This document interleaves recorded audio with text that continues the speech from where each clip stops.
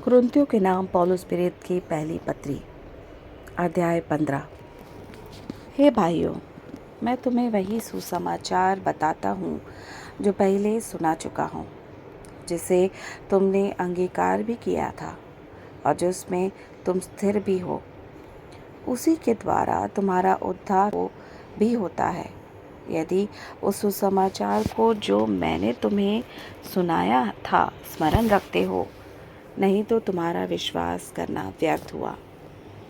इसी कारण मैंने सबसे पहले तुम्हें वही बात पहुंचा दी जो मुझे पहुंची थी, कि पवित्र शास्त्र के वचन के अनुसार यीशु मसीह हमारे पापों के लिए मर गया और गाड़ा गया, और पवित्र शास्त्र के अनुसार तीसरे दिन जी भी उठा, और कैफा को तब 12 को दिखाई दिया, फिर 500 से अधिक भाइयों को एक साथ दिखाई दिया, जिनमें से बहुतरे अब तक वर्तमान हैं और कितने सो गए। फिर याकूब को दिखाई दिया, तब सब प्रेरितों को दिखाई दिया, और सबके बाद मुझको भी दिखाई दिया, जो मानो अधूरे दिनों का जन्मा हूँ। क्योंकि मैं प्रेरितों में सबसे छोटा हूँ, वरन प्रेरित कहलाने के योग्य भी नहीं, क्योंकि मैंने परमेश्वर की कलीसिया को सताया था। परंतु मैं जो कुछ भी हूँ परमेश्वर के अनुग्रह से हूँ, और उसका अनुग्रह जो मुझ पर हुआ वह व्यर्थ नहीं हुआ, परंतु मैंने उन सब से बढ़कर परिश्रम भी किया। तो भी यह मेरी ओर से नहीं हुआ, परंतु परमेश्वर के अनुग्रह से जो मुझ पर था। सो चाहे मैं हूँ चाहे वे हों, हम यही प्रचार करते हैं, और इसी पर तुमने विश्वास भी किया। सो जबकि मसीह का यह प्रचार किया जाता है कि वह मरे हुओं में से जी उठा, तो तुम में से कितने क्यों कर कहते हैं कि मरे हुओं का पुनरुत्थान है ही नहीं।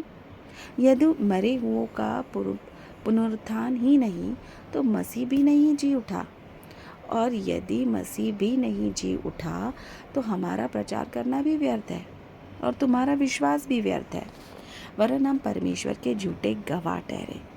क्योंकि हमने परमेश्वर के विषय में यह गवाही दी कि उनने मसीह को जिला दिया, यद्यपि नहीं जिलाया, यदि मरे हुए नहीं जी उठते, और यदि मुर्दे नहीं जी उठते, तो मसीह भी नहीं जी उठा, और यदि मसीह नहीं जी उठा, तो तुम्हारा विश्वास व्यर्थ है, और तुम अब तक अपने पापों में फंसे हो। वरन जो मसीह में सो गए हैं वे भी नाश हुए। यदि हम केवल इसी जीवन में मसीह से आशा रखते हैं, तो हम सब मनुष्य से अधिक अभागे हैं। परंतु सचमुच मसीह मुर्दों में से जी उठा है, और जो सो गए हैं उनमें पहला फल हुआ। क्योंकि सब मनुष्य के द्वारा मृत्यु आई, तो मनुष्य ही के द्वारा मरे हुओं का पुनरुत्थान भी आया। और जैसे आदम में सब मरते हैं, वैसा ही मसीह में सब जिलाए जाएंगे, परंतु हर एक अपनी अपनी बारी से। पहला फल मसीह, फिर मसीह के आने पर उसके लोग। इसके बाद अंत होगा।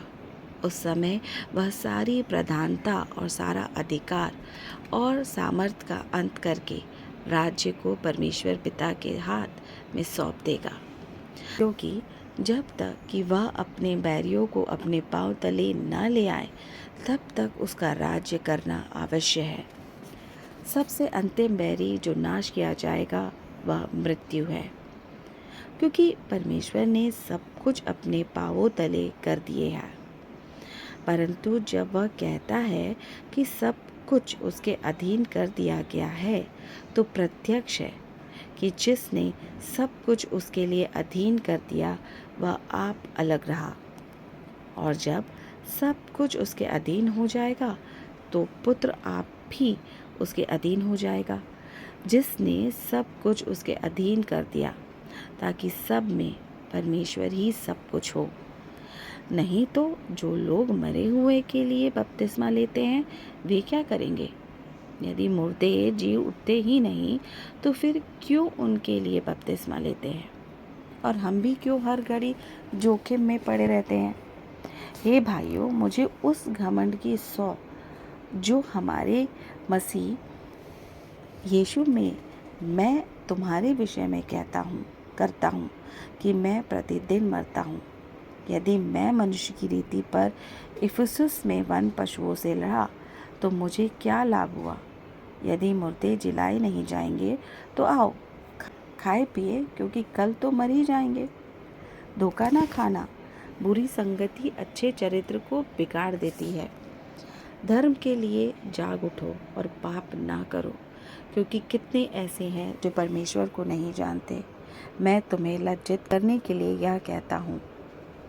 अब कोई यह कहेगा कि मुर्दे किस रीति से जी उठते हैं और किसी कैसे देह के साथ आते हैं।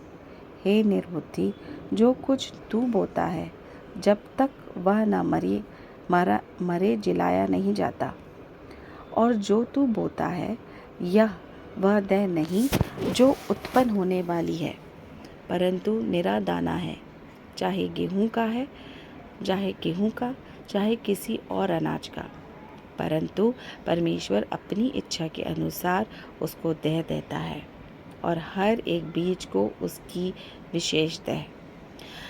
सब शरीर एक सरीके नहीं, परंतु मनुष्य का शरीर और है, पशुओं का शरीर और है, पक्षियों का शरीर और है, मछलियों का शरीर और है। स्वर्गीय देह है और पार्थिव देह भी है, परंतु स्वर्गीय देहों का तेज और है और पार्थिव का और।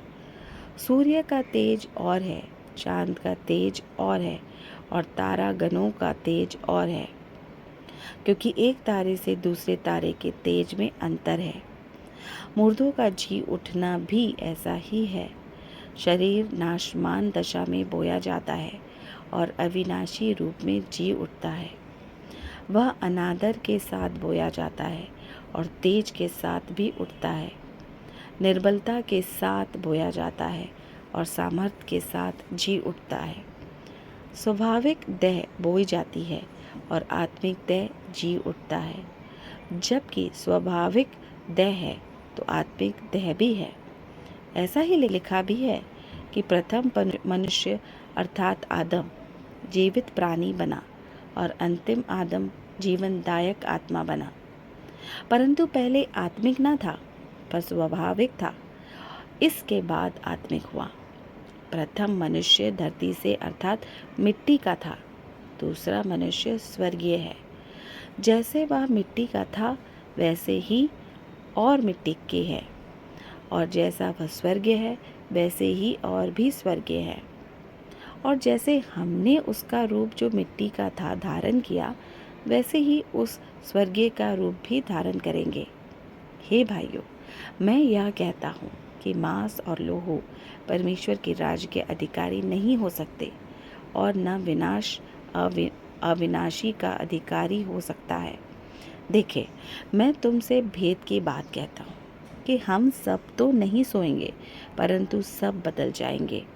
और यह क्षण भर है, पलक मारते ही पिछली तुरही फूंकते ही होगा, क्योंकि तुरही फूंकी जाएगी और मुर्दे अविनाशी दशा में उठाए जाएंगे और हम बदल जाएंगे।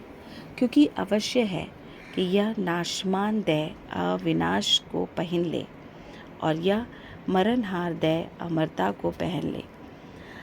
और जब यह नाशमान अविनाश को पहन लेगा और यह मरणहार अमरता को पहन लेगा, तब वह वचन जो लिखा है पूरा हो जाएगा कि जय ने मृत्यु को निगल लिया। हे मृत्यु, तेरी जय कहाँ रही? हे मृत्यु, तेरा डंक कहाँ रहा? मृत्यु का डंक पाप है और पाप का बल व्यवस्था है। परंतु परमेश्वर का धन्यवाद हो जो हमारे प्रभु यीशु मसीह के द्वारा हमें जयवंत करता है। सो हे मेरे प्रिय भाइयों, दृढ़ और अटल रहो और प्रभु के काम में सर्वदा पढ़ते जाओ, क्योंकि यह जानते हो कि तुम्हारा परिश्रम प्रभु में व्यर्थ नहीं है।